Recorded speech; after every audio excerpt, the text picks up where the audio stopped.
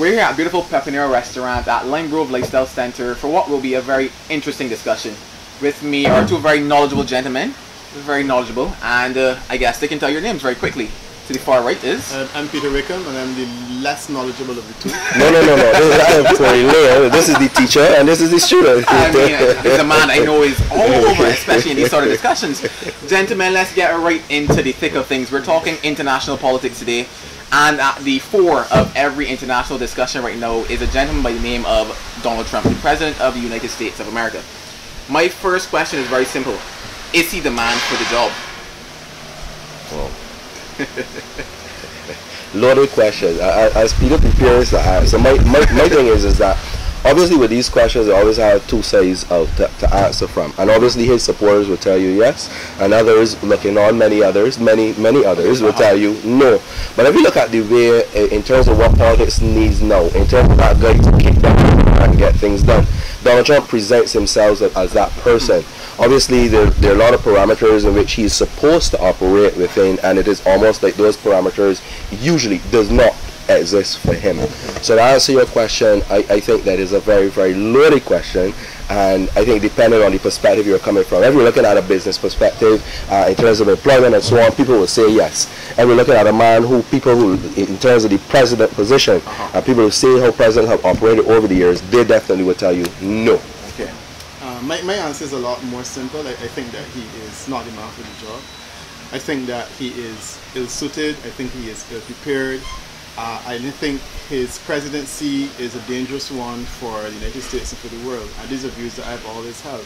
So it's easy to answer that question that he's not the man for the job. What he's been able to do in winning, though, he's been able to manipulate public opinion, he's been able to manipulate public fears, and he's also been able to sell misogyny in a way that disturbs me. And I think when I reflect on his victory, the thing that worried me most was the fact that he was able to sell hate and win. And in a sense, it creates a perception on the part of many people that there's a market for this kind of language, there's a market for this kind of misogyny, there's a market for this kind of hate. And I really do think that he's not the man for the job. But he won, and I think that the world has to deal with the consequences of what they have done. And you know, one of the things that I've learned recently in politics is that, you know, we get the government we deserve. And I say we globally, locally, and otherwise, that if we do not demonstrate a level of political maturity and awareness, if we react to song bites, you know, the fact of the matter is that we get Donald Trump, and that's the reality that we have to live with. You know, it's quite interesting that you mentioned somewhat of a threat to the world, because today's discussion is centered around the concept of will we have a World War III? I know in doing some research, there was the theory that America actually poses a great threat to world peace right now. So what is your take on such a statement that America themselves pose the greatest threat to world peace? Well, I mean, if I can take the lead on this question, I think the mistake that we have been making, and I listened to Barack Obama in the wake of President Trump's victory, and he made some interesting statements, and one of them was the fact that the only thing that we ought to fear about the end of the world is the end of the world itself, something like that. So words to that effect. But the critical point is this: we assume that World War III will take the same shape as World War I and World War II. I am reflecting on that, and I am of the opinion that we are perhaps already in World War III. The problem is that our concept of what a war looks like has not evolved fully, while it really is happening and it is evolving. I mean, World War I was very, very high on casualties. The warfare was different. It was more hand-to-hand combat, and you know, it was men who were giving up their lives in a way that was very direct. World War II was an evolution. They introduced airplanes and other features of war. My sense is that we now have a type of warfare which is terrorist-related. It's cyber warfare. What happened in England recently, twice, is a reflection of World War III. What happened in France is a reflection of World War III. The fundamental root of this is not necessarily a government launching an attack, but the fundamental root of this is hate. And I think that more than anything else tells us about the danger of Donald Trump. So here you have it that hate is causing these kinds of terrorist reactions. And then you have on the other side a guy who is president of the United States and essentially the leader of the free world, as he is called, and he's selling hate. So you're marketing a commodity that's dangerous, and that to me is the way that we need to start conceptualizing World War III. I don't think it's going to be about the United States dropping a bomb on anything. Frankly, I don't think that it's something that Donald Trump can really do, even though he has codes and theoretically he can do it. I don't believe he'll be able to achieve it. I think it really is about selling the kind of loose talk and fear-mongering and Islamophobia and whatnot that is causing people around the world to think that this is something that I ought to be doing, that there's a market for this thing. So that's my take on this World War III. I want to pick up on the point, the part where I agree that World War III could actually look a lot different. When we talked about the military men, boots on the ground, and we talked about the airplanes and ships and so on in World War II, I think if you're thinking about a World War III in the same context as 1 and 2, as Peter alluded to, in the reverse, I think what it would look like is in terms of things like cyber attacks and various things like the spot attacks and so on. Now, if you keep your mind in that context and you're looking for the bombs and the deployment of troops and ships and so on, I think that North Korea really presents the real issue and not necessarily United States. I don't agree with Peter that Donald Trump is not someone who will not use those codes, because he's proven to be the type of person who actually dropped the bomb already and woke up and said I don't mean reports came out, he wasn't even too sure the name of the country he dropped it on. But again, those are just reports. So I think that he's the type of guy that may make a misstep. When I think about countries, especially in the G8, G7 now, I think of dogs or cats preparing to fight, when they get their fur up and so on. Where really and truly, they want the other side to back down, basically, because no one really wants to fight. No one wants to get their skin torn and so on. But at the end of the day, when you have a leader like the leader in North Korea and you have a leader like the leader in Donald Trump, I think it is very possible that either of those gentlemen can make a misstep, which could see something similar, not exact, but something similar to World War II, where a bomb goes the wrong place and then troops, missiles, planes and so on, all this artillery that have been developed over a period of years. If you look at the military capabilities of a lot of the G8 right now, unless we believe that for the rest of our lives those very, very expensive pieces of artillery will sit in glass cases as ornaments, then we could see something similar to 1 and 2, but on a greater scale. That is my take on it. Well, gentlemen, some very interesting points coming out initially. We're going to take a quick commercial break. When we come back, we're talking World War III, the possibility.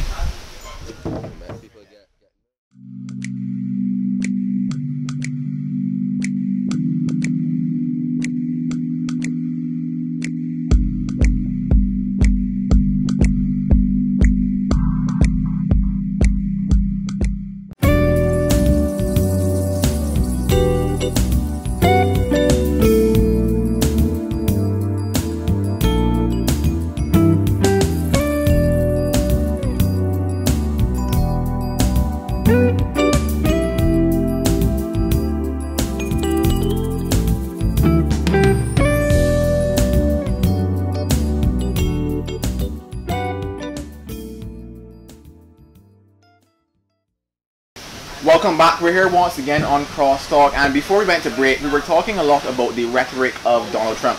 Now, gentlemen, we all know that he is a president that tends to like a lot of social media, and anything that is not social media is being termed fake news. How has that truly impacted, I guess, the presidency in itself? That he is now turning to putting out his own rhetoric via his social media, and then in turn, how is that impacting those who are looking at him as a president? I think the use, obviously, of social media takes away some of the seriousness in some people's eyes of a president. A president is known to go to the Rose Garden, stand before the traditional media and do things in a traditional way. And it goes back to both my point and Peter's point where we were talking about this is not a traditional man. One of the reasons why people would believe he's probably not the man for the job, because that adds to the childishness where you go and you kind of vent, you run to your room and vent over Twitter. I see it slightly different at a point, and I like to be open-minded about these things. Now, my understanding of it is also linked into the reason why people said that none of the polls would have predicted a win for Donald Trump. And it's simply because what has happened is that people have begun to see the media as a liberal media. And even something like BBC and so on, they would have bellyached over the fact that when they wanted to get Trump supporters in their studios, they were hard pressed to do so.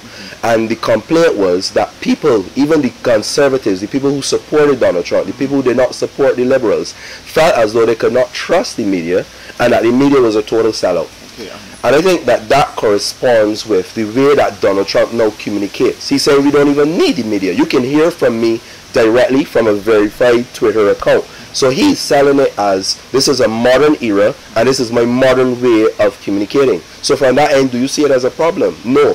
If you look at it in terms of the parameters in which we spoke before, we are now in a new world, so to speak. The New World Order 2.0, if you want to call it that, or HD.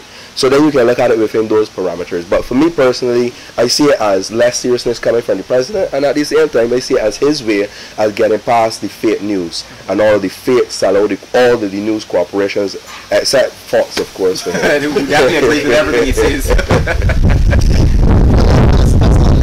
idea of World War III, that is a focus on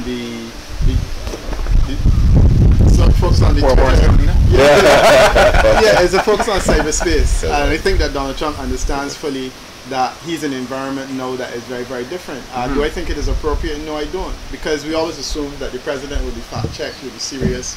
I think that the intellectual component of the presidency has been enhanced by Barack Obama's presidency. And I think that the public actually has been lulled into a sense of complacency. And one of the things that we are complacent about as a public is that we don't understand the extent to which a small minority of people who hold strong views, who hold views that are in some instances ridiculous, can actually change the course of history. And I think that, if anything, the individual who is compelled by Twitter, who likes to read, how much is 100 characters or 40? 120 or 140. 140 characters. A person who likes to carry the information or receive information in 140 characters needs to be balanced by someone that would actually try to read a New York Times editorial and understand what's going on.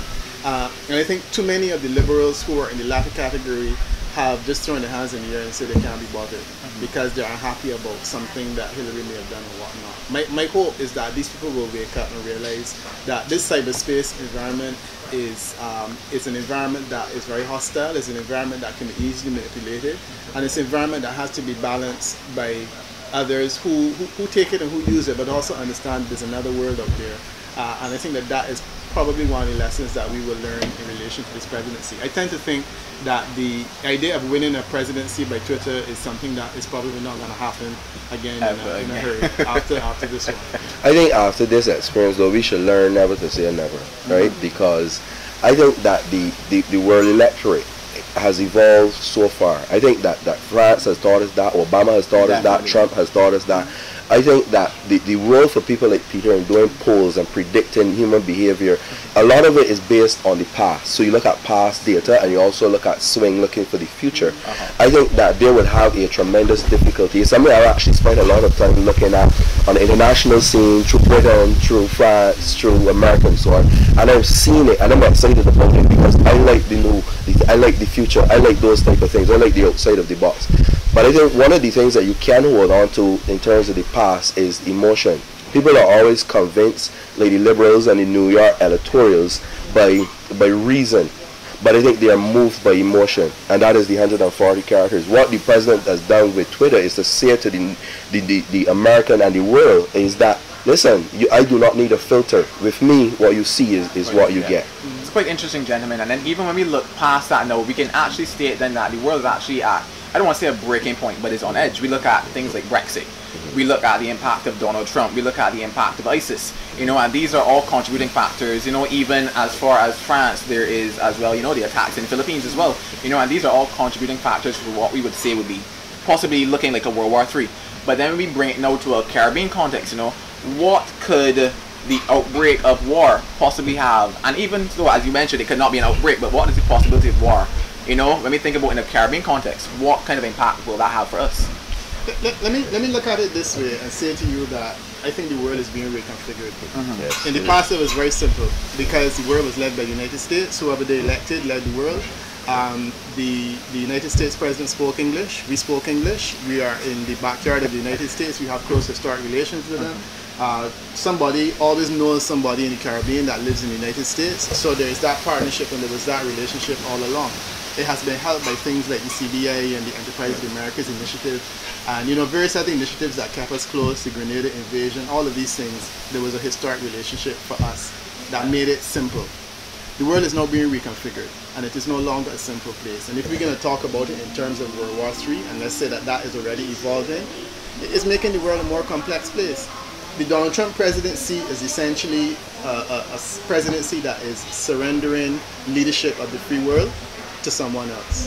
So you have Angela Merkel in Germany, you have President Macron in France. We take comfort in the fact that Macron speaks English, so perhaps we can speak to him and he will speak to us. A young guy, a liberal guy, a fellow who has ideas that we find exciting. The United Kingdom is, in a sense, following the Trump lead by surrendering their right, you can say, to be part of this whole environment, and that is interesting. So in all of that, I think then we have to look at and ask ourselves, what are the role of people like Angela Merkel in the future? And then how do we develop relationships with her? Because it's not as easy. She does speak English, but she's German. And she will speak to us in German. We have to start looking at developing relationships with Europe. And I think that a progressive Caribbean government would say, I understand the past was what it was, but let us look at relationships with new players that will be important and influential in the new world order that is emerging as this same World War III, as we call it, is emerging. We have flirted with Taiwan and China in the Caribbean. A number of countries have played with that one versus the other. Morocco is also a new kid on the block that we've gotten assistance from in some instances, and that excites people. But I do feel that the future for the Caribbean is to look towards Europe, look towards the new moral leadership of this world, and look towards people like Macron, Angela Merkel, and others that are progressive, Renzi and so on. These, to me, this is where the challenge comes, because he's not the future. He's not the future. I think the future is elsewhere. My take on it to zoom in really on the Caribbean aspect of the question is that I think that to answer your question, the war, in the way that we've seen it in the new way or the old way, I think the Caribbean will suffer initially and will have to adapt. That is really the simple answer to it. And that's because I think that if we had the CARICOM project that we talked so much about for over 30 years, that we would have gone through it in a different way. We could approach Europe, as Peter was talking about, in a united way. We could look to places like Africa, that's not mentioned at all, but have vast resources that we may be able to seek some benefit from. But I think the Caribbean and the way that it has been structured, and if people like Peter had their way, it would even be worse, I'll tell you why. in terms of things like food security and so on, that is one of the major casualties of a war, as we see, when those ships and planes stop coming. Because some of the countries have really gone a heavy dependence on imports and so on, our entire lives. And I was thinking about even driving here as I'm coming through Yorkshire, I'm looking at the fields in bare grass and so on. And I'm all for agriculture and so on. Peter knows this. We have these arguments all the time. And I think about these world powers that have these codes. They have the ability to feed themselves. We do to some extent, but we don't. When they decide to wreak havoc on the world, they continue to feed themselves, and then what do we do? And that is just one aspect of it, food and nutrition security. There are other aspects of it as well. One of the things that I was thinking about, all of us here probably born into era where we go to the supermarket and we pick up things that package. And I actually thought for a while that is just how it is. When you reflect and talk to the older generation, there was a time where the mainstay was around you, berry fruits and so on, that you shared and so on. And am I saying go back to that? No. I think we have a multiple approach where you have that ability to do that for World War 3 or 4, but in the event that you don't have to, you can continue to exercise the luxuries. Now, what brought that sharp to my mind? I was telling the managing director of the largest supermarket in Barbados, and he said to me, in this foreign exchange crisis that we are in, all of them should have been asked to hold back on some of the brands, but I say he was willing to do it. But he's not doing it unless all the other major players are asked to do it, because if he does it, out of the kindness of his heart, his customers will go to these other bigger players and pick up these brands. But he said to me, there was a time where you had Charles chocolate, for instance, coming out of the Caribbean, and that was the furthest thing you had out of local things coming out. We have local brands here, but they're mostly in condiments, things like seasonings, pepper sauces and so on. But almost everything else comes on those ships and planes that ceased to fly and move during the war. And that's really my concern. We should have that ability to feed ourselves. Every need to have it. That is my position. Well, gentlemen, it has definitely been one interesting discussion. You know, guys, you can also join us as well in the comments underneath this video. We're definitely going to come back to you. The Barbados Public Workers Cooperative Credit Union. This is where you belong.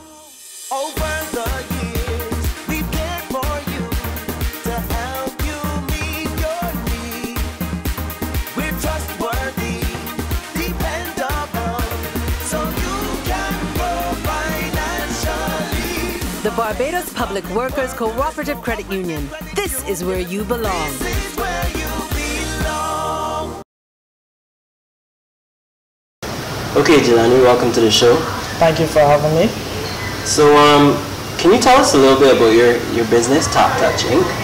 Well, I started it last year, and I started just at home and I said, why don't I just develop an app? And it's really just app development, but I want to go further with it. I would like to actually do more, not just develop apps, but do much more from a technological standpoint. Was app development something you learned at school? No, it wasn't something that I learned at school, but going to tertiary education, right, I did foundation languages, and since I'm always on some sort of Apple device, I started teaching myself the language. I don't know, there's this, I guess this feeling that app development is something really complicated. Do you agree with that? Like, do you find it easy? Well, it all depends on what language you're using, which angle you try to come from. But it's not nothing hard. It's not nothing that would deter you away from continuing. But when you start, and well, I like challenges, but when you start and you get challenged, you kind of want to go ahead and keep doing it. Okay, I mean, I think I speak for a lot of people when I say that there are a lot of Android users in Barbados, myself included. And when I was doing the background research, I noticed this thing is only for iOS. What's the reason for that? Well, it's eventually, I've been on Apple practically all my life. So since I was using Apple, I'm more comfortable with the environment. I decided I'll stick with Apple for now, but eventually, obviously we'll not leave your Android users in the dark. We plan to make it, everybody has to have fun. So as far as the difficulty with like making it available for different operating systems, is that something really hard to do? There's nothing really hard to do. It's something that you, as I told you, if you love what you do, you'll find a way to get it done. There's nothing hard to do, actually. Okay, and what about the response to people playing your game?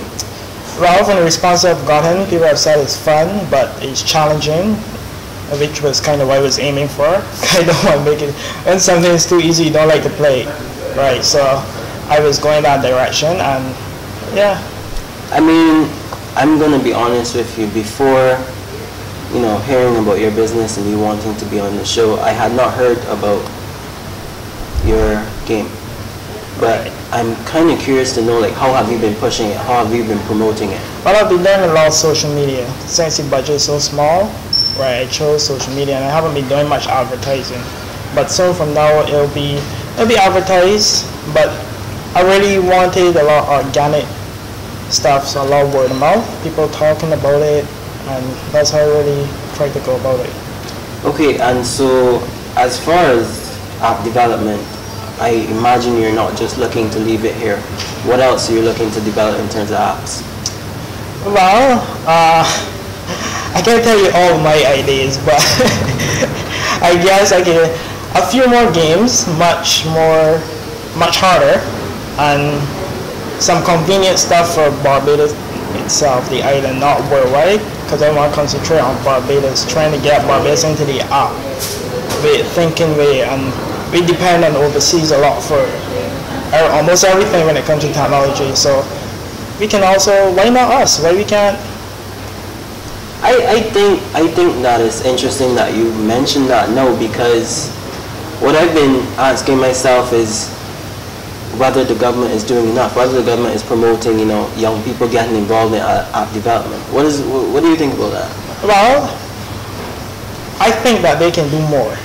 I think they can introduce information technology earlier in the educational system, because it's a technological era, and students now are actually born more into the technological era than I am. Now, self-driving cars, you go home, you just say lights on, the lights turn on.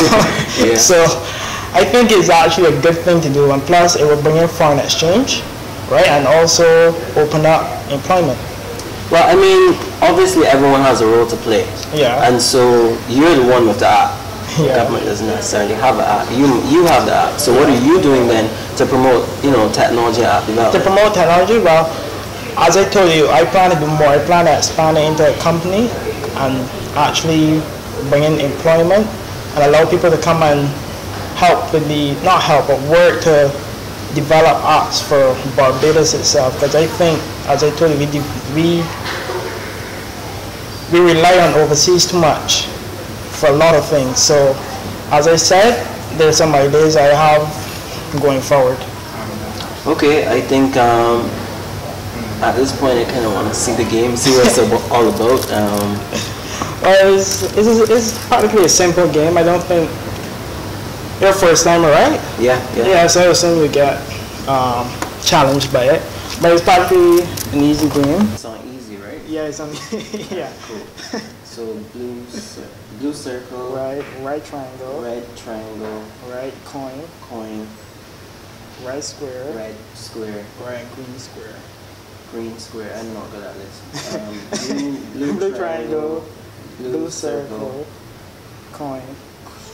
coin, Right, and then green triangle. green triangle. Okay, Right. okay. You get better with practice. Yeah, I'm gonna need a lot of that. But definitely this is really cool. I really hope that you push it some more, get people really interested in it. Yeah. So I just want to thank you again for being a part of the show today. Well, thanks for having me. Yeah, good luck going forward, and this is it. Thank you guys for being here again for another episode of Crosstalk Entrepreneur Features. We hope to see you guys next week. The Barbados Public Workers Cooperative Credit Union. This is where you belong. Over the years, we cared for you to help you meet your needs. We're trustworthy, dependable, so you can grow financially. The Barbados Public Workers Cooperative Credit Union. This is where you belong.